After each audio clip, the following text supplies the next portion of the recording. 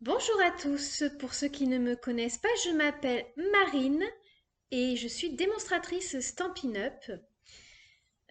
J'ai commencé il y a quelques mois et aujourd'hui j'ai décidé de vous faire une vidéo pour vous expliquer pourquoi j'ai décidé de devenir démonstratrice Stampin' Up.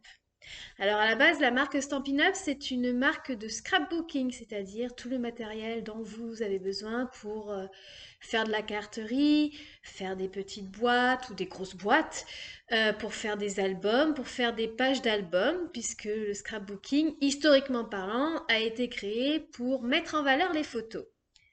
Et c'est justement par la photo que j'ai eu envie de commencer le scrapbooking. Alors je vous explique. Quand j'étais toute petite, enfin adolescente plutôt, je partais souvent en voyage avec ma grand-mère. Et du coup, je la voyais tout le temps prendre des photos. Et je voulais aussi mon appareil photo. Et donc j'ai commencé avec, vous savez, ces appareils photo qu'aujourd'hui on ne voit plus beaucoup en magasin et avec lesquels on avait des super pellicules. Alors, pour la petite anecdote, celle-ci n'a pas été développée. Je ne sais pas ce qu'il y a dedans. Bref, quand j'étais toute petite, c'était carrément les appareils photo jetables, hein, donc bon. Donc le petit appareil à pellicule. Et puis lorsque j'ai eu mon bac, mes parents ont décidé de m'offrir un des premiers appareils photo numériques. Alors je l'ai gardé, tout petit, avec très peu d'options, mais je faisais des belles photos. Et puis ensuite, un peu plus tard, je me suis acheté un autre appareil photo numérique, un peu plus évolué. J'ai continué à faire mes photos, hein, évidemment, puisque j'adorais ça. Et j'ai terminé avec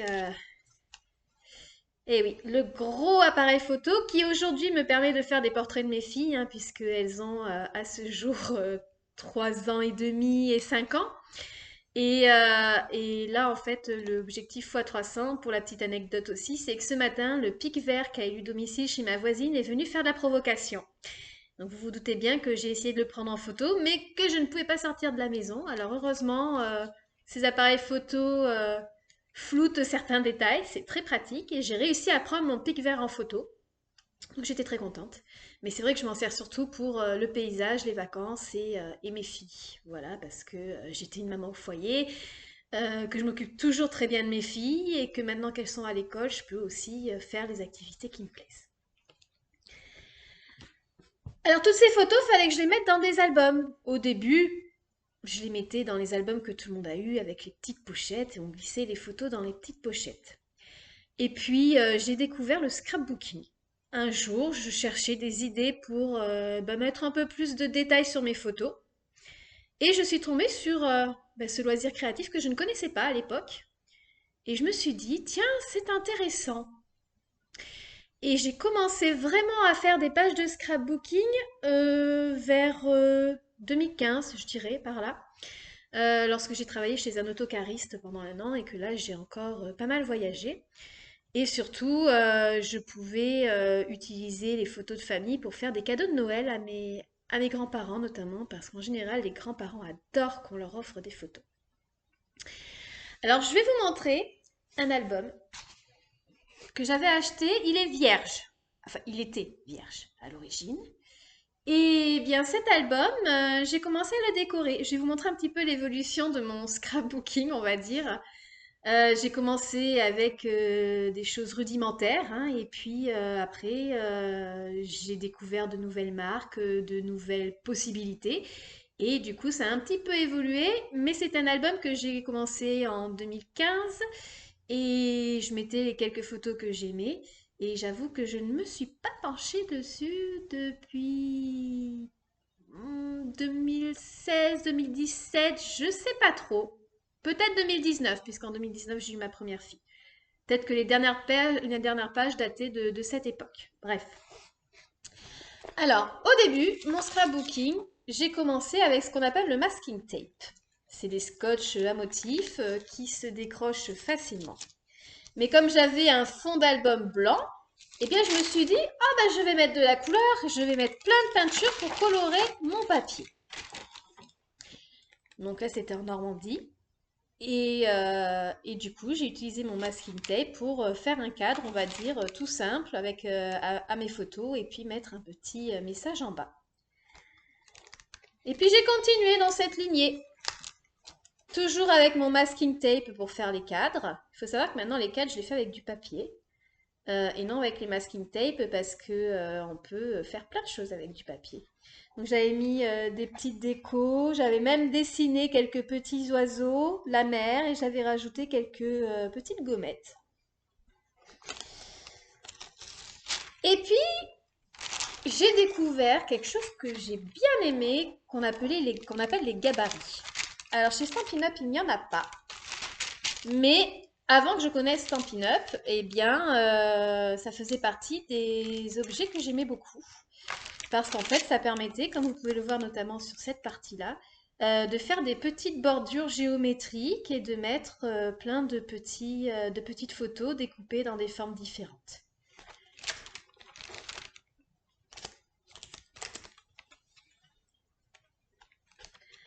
Alors après, évidemment, j'ai essayé aussi le scrapbooking sur les photos que j'avais faites avec mon conjoint actuel. Là, j'avais du papier un petit peu dentelle, je l'avais peint, puis j'avais aussi peint le fond, puis j'avais fait des tampons, mais c'est pas mes plus grandes réussites, on va dire. Il y a une page que j'ai commencé à, les pages que j'ai commencé à bien aimer, ce sont celles-ci aussi. Alors j'avais toujours mes gabarits, vous voyez, et puis j'avais quelques perforatrices. Et du coup, eh bien, toujours mon fond de peinture, évidemment. Et du coup, j'ai commencé à travailler un petit peu sur les silhouettes.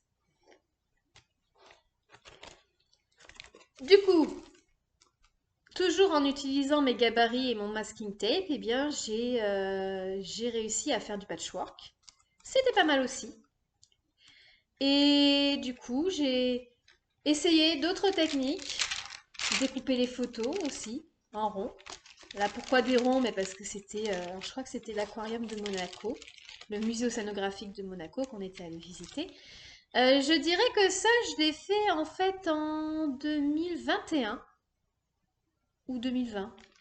Parce que les petites gommettes ici, c'est pas moi qui les ai mises, c'est ma fille qui a 5 ans. Donc du coup, je pense que j'ai essayé de m'entraîner à un moment donné. Et puis là, j'ai commencé à jouer avec les dies. Donc les dies, ce sont les poinçons qui permettent de découper des formes. Forme de fleurs, forme d'étiquette grand format. Toujours de la peinture, mais cette fois, j'ai rajouté du papier. Puisque au début, je n'utilisais presque pas de papier à motif. Et en fait, c'est vrai que le papier à motif et le papier uni, ça reste la base quand même du scrapbooking. Et donc, j'ai testé aussi cette version-là.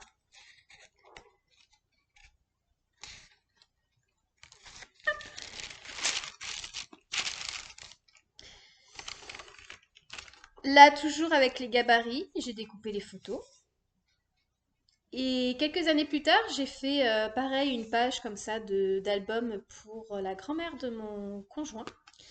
Sauf que du coup, j'ai pas mis des photos sur toutes les formes. J'ai mis des morceaux de papier, ça rendait très bien. Mais comme c'est les photos de mes filles et les photos de mes filles, je les mets pas sur les réseaux. Voilà. Et donc là, du coup, j'ai commencé à récupérer depuis la fête des citrons à Menton jusqu'à la fête des fleurs et au carnaval de Nice et Monaco. Donc c'est que les photos de 2016.